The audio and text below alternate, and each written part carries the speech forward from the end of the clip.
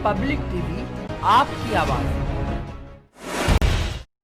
वैश्विक महामारी कोरोना से पूरा विश्व तो लड़ ही रहा है, वहीं हिंदुस्तान भी इसकी चपेट से आने से दूर नहीं रह सका। हिंदुस्तान में भी कोरोना वायरस तेजी के साथ बढ़ा और हिंदुस्तान में कोरोना वायरस आने के बाद में कहीं ना कहीं जो लोगों को दिक्कतें हुई उससे भी सभी दो चार हैं। लेकिन इन 3 महीनों में लॉकडाउन लगने के बाद की जो स्थिति पैदा हुई उससे आज हम आपको अवगत कराएंगे। इन 3 महीनों में एजुकेशन का जो ग्राफ था वो तो नीचे आया ही, लेकिन जो शिक्षा को लेकर जो बच्चों के अभिभावक हैं उनमें कहीं ना कहीं चिंता है और उसी चिंता को लेकर आज सभी अभिभावक कमिश्नर मुरादाबाद से मिलने पहुंचे हैं। जानेंगे कि आखिरकार उनकी क्या समस्याएं हैं, आखिर वो किन समस्याओं को लेकर यहां तक पहुंचे हैं। सबसे पहले जानना चाहेंगे कि आखिरकार क्या समस्याएं हैं जिनको लेकर आप मुरादाबाद कमिश्नर से मिले हैं। देखिए ऐसा है ना, अभी जैसे कोरोना की वजह से सभी अभिभावकों का जो है काम धंधा बंद हो गया है, आमदनी है नहीं और स्कूल अभी खुले नहीं और सारे स्कूल वाले फीस के लिए लगातार दबाव बना रहे हैं कि फीस जमा करो, फीस जमा करो, है ना। फीस जमा करने की स्थिति में अभिभावक है नहीं। उसी मांग को लेकर हमने एक ज्ञापन दिया है राज्यपाल जी को। और क्या मांगे की गई है उसमें? उसमें मांगे गई थी कि जब तक बीमारी कोरोना चल रही है स्कूल ना खोले जाएँ और जब तक स्कूल बंद है कोई फीस ना ली जाए। अच्छा, तो क्या दिक्कतें आ रही हैं आखिरकार? भाई साहब, सारे काम धंधे बंद हैं। जिस तरीके से कोरोना का मामला इस तरीके से चल रहा है और वैश्विक बीमारी है ये, इस तरीके से बच्चे तो स्कूल जा नहीं पा रहे हैं और व्यापारी वर्ग एक तरीके से प्रताड़ना के दौर से गुजर रहा है। आमदनी कुछ नहीं है और स्कूल वाले अपना कोई भी खर्च छोड़ने को तैयार नहीं है। एकमात्र ट्रांसपोर्टेशन फीस के अलावा वो सारी फीसें एडिशनल जोड़ के ले रहे हैं, जिससे जो कि हम अभिभावक संघ के जितने भी लोग हैं सब इसको देने में काफ़ी असमर्थ हैं। तो हमारी राज्यपाल जी से, कमिश्नर जी के माध्यम से, कमिश्नर साहब के माध्यम से एक मांग है कि इसमें जब तक स्कूल ना खोले जाएं तब तक फीस की दर को कम किया जाए या फिर बिल्कुल समाप्त किया जाए। अच्छा, कुछ और भी अभिभावक हैं, उनसे जानेंगे कि आखिरकार उनकी क्या समस्याएं हैं, किस तरह की प्रॉब्लम्स आ रही थी इस कोरोना में देखने के बाद में। देखिए कोरोना में जिस तरह से सभी लोगों को परेशानी हो रही है, अधिकतर के रोजगार जा चुके हैं जो प्राइवेट जॉब में थे और स्कूल उन पर लगातार दबाव बना रहा है फीस जमा कराने के लिए। अब जब उनकी जॉब नहीं है वो फीस कहाँ से जमा कराएं? तो हमारा यही कहना है कि उस टाइम पीरियड में, जब तक कोरोना का उस टाइम पीरियड में ये स्कूलों की चल रहा है तो स्कूल की फीस ना लिया तक बंद है।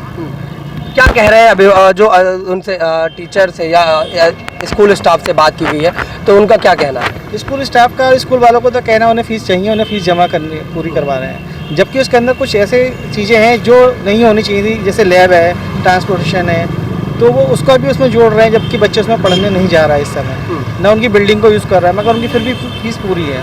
अच्छा, क्या कहना रहता है उनका जब इस विषय पर बात की जाती है कि आखिरकार ट्रांसपोर्टेशन है या और बहुत सारी चीज़ें हैं वो क्यों जोड़ा जा रहा है? देखिए, स्कूल प्रबंधक या प्रधानाचार्यों के द्वारा अभिभावकों को किस तरीके से प्रताड़ित किया जा रहा है, उनके पीड़ा दी जा रही है, मानसिक पीड़ा बच्चों को और बच्चों के अभिभावकों को दिया जा रहा है।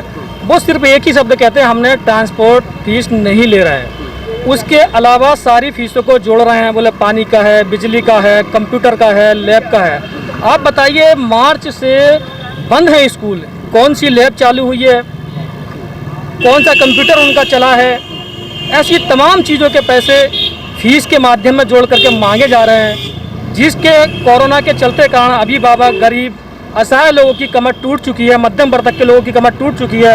एक रोटी तो मुश्किल से गुजर बसर कर पा रहा है और वो फीस का दबाव दे रहे हैं। हमारे माननीय प्रधानमंत्री देश में ही नहीं विदेशों में नामवरी हो रही है, उनकी बढ़ाई हो रही है कि अच्छा काम किया है। मुख्यमंत्री उत्तर प्रदेश की भी यही है कि अच्छे काम किए हैं। उन अच्छे काम के साथ मैं यही कहूँगा कि आपको हमने मुख्यमंत्री जी को पहले पत्र भेजा, प्रधानमंत्री जी को पत्र भेजा और कमिश्नर मुरादाबाद के माध्यम से महामहिम राज्यपाल जी को पत्र भेज रहे हैं कि ये जब से स्कूल बंद हैं तब से जब तक खुलेंगे तब तक की फीस नहीं मांगनी चाहिए, उसका कोई औचित्य भी नहीं बनता है। उनका कहना है कि हम ऑनलाइन पढ़ाई कर रहे हैं। मैंने घूम के जायज़ा लिया, अभिभावकों के पास गए, अभिभावकों की शिकायतें आई कि 10th क्लास से नीचे तक के बच्चे ऑनलाइन नहीं पढ़ सकते, उनकी मानसिक पीड़ा होती है, आंखों को पीड़ा होती है। क्या क्यों आखिरकार वो ऐसा कर रहे हैं?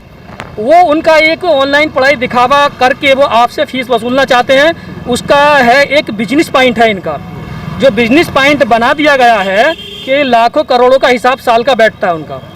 हम लोगों ने हिसाब लगाया कि मान लो 4 करोड़ रुपए उनके एक साल में कमाए जाते हैं, तो लगभग 1 करोड़ की उनका खर्चा होता है।